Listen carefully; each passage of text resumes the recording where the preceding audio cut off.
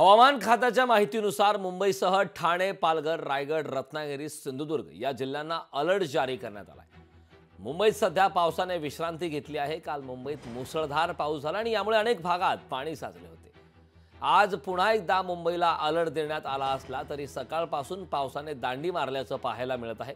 यावर मुंबईच्या marine drive परिसरातून आढावा घेतला आमच्या प्रतिनिधी मीनाक्षी म्हात्रे यांनी। मुंबईत आज सकाळपासूनच पावसाने चांगलीच विश्रांती घेतलेली आहे। काल संध्याकाळपासूनच पावसाचा जोर हा कमी झालेला पाहायला मिळत आहे।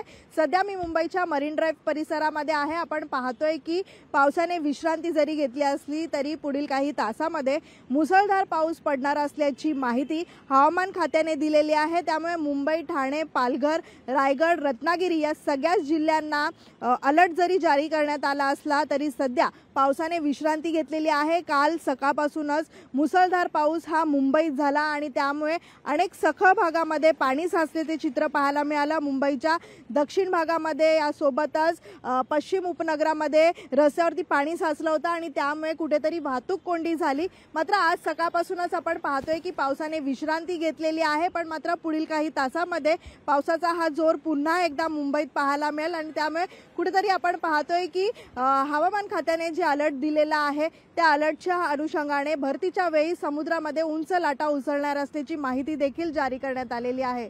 प्रोड्युसर राजेश मनियारचा मीनाक्षी म्हात्रे, लोकशाही मराठी, मुंबई। लोकशाही मराठी ऐका, पहा, जागरूक रहा।